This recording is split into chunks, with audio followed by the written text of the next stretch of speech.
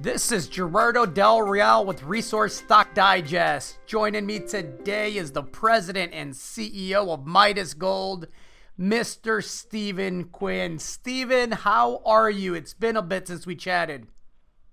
Yeah, we're doing well. I mean, fortunately, in British Columbia, Canada, where I am, is the situation has improved significantly and things are settling down. So we're fortunate up here. That's good to hear. I'm glad that you and your loved ones are in good health and that things are somewhat stabilized, or it sounds like it's very stabilized where you're at, which is, in stark contrast to myself here in Austin, Texas, which has gone in the wrong direction, unfortunately.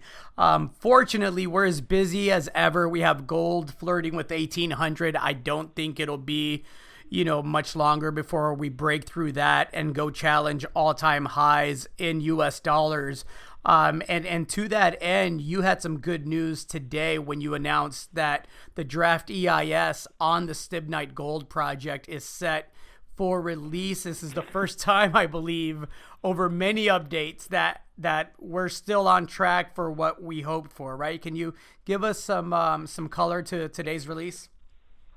Sure. So, so the next big milestone for the company is to get a draft environmental impact statement, or EIS, out. It is prepared and published by the primary regulator, the U.S. Forest Service, with input from other regulators. And that was supposed to happen back in January, but there were some significant deficiencies in the document draft back in January. And so they stepped back, brought in some additional resources, additional expertise, and have essentially, reworked the entire document to make it more readable to readers, address emissions, correct information, etc. And it was scheduled to come out in Q3, and they just put out yesterday on July 1st an updated schedule which said they anticipate publishing it in August. And so that's on track with where we expected it to be, hoped it would be, but we're pretty hopeful and confident that it will come out on that time frame. For those that are not familiar with the permitting process, can you explain what happens once that draft EIS is released? Certainly. So the next steps that happen is once the draft EIS is published, it becomes available, it's put on the web, etc., and made available to everybody. And then there is a mandated minimum 45-day comment period. But to be clear, that could be extended by the regulators, and we wouldn't be surprised if it does get extended. But they'll define a comment period, be somewhere north of 45 days, we would expect. And that provides the public, stakeholders, anybody else, including Midas ourselves, can send in comments on that draft EIS to the Forest Service as the lead regulator. Once comment period is closed, or even during it, they compile and analyze all of those comments, and there could be comments that are just factually not correct or wrong. Sort of like, why didn't you evaluate, African elephants for being on site, being somewhat facetious. But obviously they don't exist on site, so that one can get ignored, right? Or they just have to tick the box and say, look, there are no African elephants at site, so that comment is not valid. And they tick the box, yes, we've addressed it. But then there can be other comments, that are obviously more reasonable and sensible, ones that, we didn't see any information on something. And the answer from the regulator could just be, look, yes, it's a 3,000-page document. It's on page 2,328, and that information is there. But again, they tick the box and say, yes, it has been addressed. Then there can be comments along the lines of, you didn't address something that is real. And the Forest Service could say, oh, that's a valid point. We'll address it in the final when it comes out. And so, they would, the point of this comment period is to make sure that everybody's had the opportunity to make sure everything is properly assessed. And so there's a whole range and variety of comments. I mean, this is not call it a popularity process, but, you get to write in and say, I hate mining, therefore, and oppose it, or I love mining, so I support it. That really doesn't factor into the decision-making process. The intent of this comment period is specific to this project and specific to the environmental review of this project. And doesn't mean people won't write in and say they love or hate mining, but that really doesn't factor into the overall equation. So once the comment period is finished, then they take all of those comments, I say, and address them, and they prepare a final EIS, which should have address, essentially an updated document that addresses all the comments. And they have separately to the final EIS, they'll have a comment tracking document which says this is how we addressed each of the comments that came in. And if there are comments that are similar in nature, they'll kind of lump them into one category and respond to them collectively. And so that leads to a final EIS, which is currently scheduled to be published in Q2 21, and then that goes out as a final EIS with a draft of the decision that they're proposing to make. And then that leads to another comment period and then a final decision, which is scheduled to come out in Q3 21.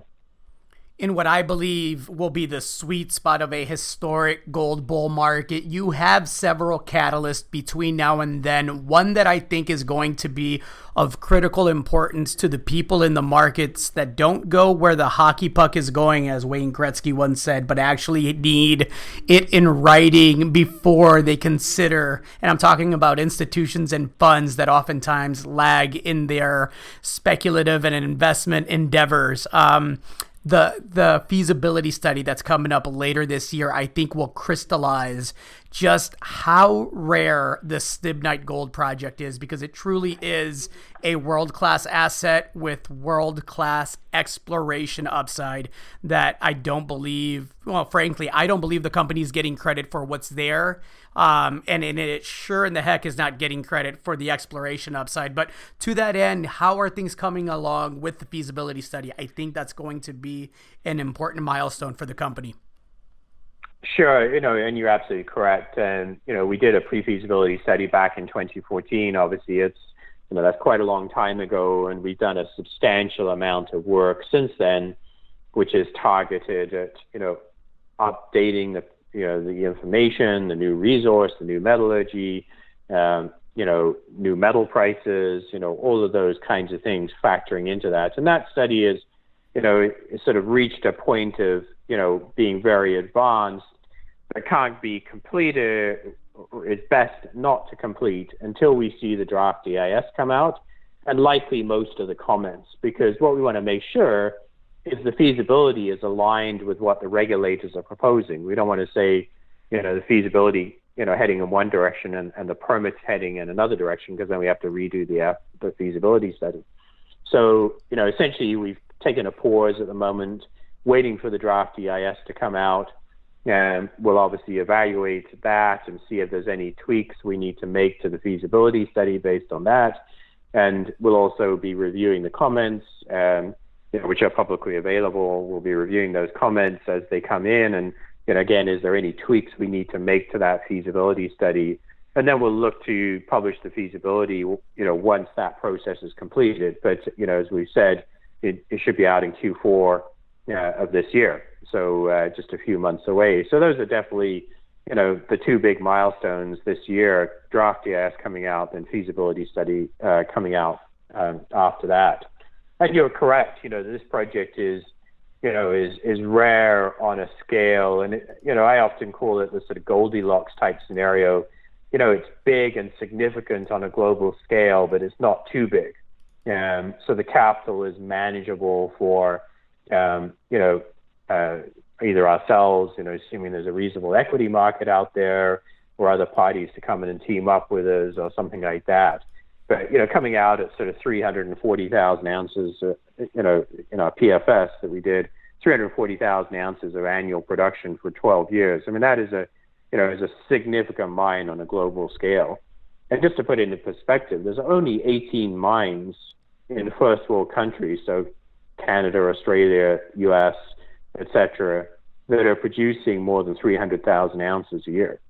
So there's only 18 of them out there. So it's a pretty rare asset to be independently owned by a junior mining company. Agreed. You have a fully diluted market cap of, I want to say, just a tad bit over 400 million Canadian.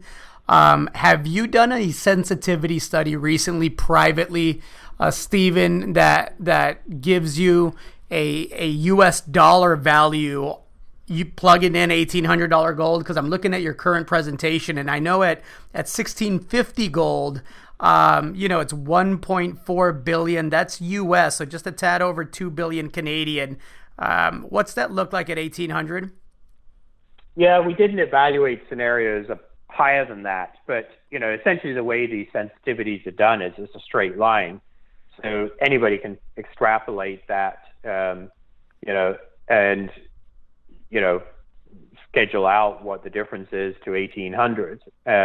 So there's a fairly even jump of about 300 million for every $150 an ounce of gold. So it would push it up. And that's on a, call it a simplistic basis. That's sure. Mining the same number of ounces, just at a higher gold price. Obviously, what would happen at a higher gold price is more ounces would be economic. So you would have a higher gold price and more ounces, which would, actually torque that curve more to the upside. And we're going to try and show that in the feasibility study, because the pre-feasibility, we just took one mine plan and changed the gold price. Right. This time we're going to show sensitivity, and it's primarily internal waste becoming ore because of the higher gold price. So it doesn't change the size of the project. It doesn't change the permitting aspects of it. You just get to process more of those tons as ore. And so, it would increase that, value based on the higher gold price. Excellent, Stephen. I want to thank you very, very much for the update. I was happy to see that we're finally back on track as far as the timing moving forward. I know it's an important time for the company with everything that's coming up. Is there anything else that you'd like to add? No, we were talking about it before before we started recording, Gerardo. But I think the other aspect is this, the direction of gold price, and I think it's an important underlying fundamental, and that I think will drive people back to this market. And you can definitely see that it's impacted benefited the bigger companies, but it's working its way down the value chain, the size chain, from the majors to the intermediates, to the smaller producers. But it definitely has not hit the developers yet, companies like Midas. And as that filters down, these kinds of companies have significant opportunities to be re-rated and revalued. Now, I think that's an important point, Stephen. And to that point, your all-in sustaining cost in that pre-feasibility study from 2014, I believe came in at just over $600. I believe it was something like $616 US dollars an ounce. This project never needed $1,800 gold or $2,000 gold. It was profitable back in 2014 when we were talking about much lower gold prices. But the leverage that a higher gold price provides is I think unique in this space. And again, we didn't even touch on the exploration upside, which, as you know, I've been to the property a couple of times, and we joked that we believe there's 15 to 20 million ounces on the property, and it's not something that's said lightly. I believe anybody that understands the geology and the targets on the property can make a reasonable assumption. But again, we don't need 15 or 20 million ounces. We don't need $2,000 gold. If nothing else changed moving forward, you'd still be undervalued using today's prices and using the 2014 PFS. And I think that's an important point. Yeah, no, absolutely. And I mean, it's, it is a very low cost, all-in sustaining cost production profile, we're right at the bottom end of the global curve, not just North America, but right across the globe. So, that makes it a very attractive asset. Large, long life, low cost, with tremendous exploration upside, I think is a pretty unique combination. As I told subscribers recently, you can buy it at today's prices or you can wait and buy it at higher prices. Either way, what's happening is happening. Stephen, thank you so much for your time today. Okay, thanks very much, Gerardo. Take care. Be safe. Same to you.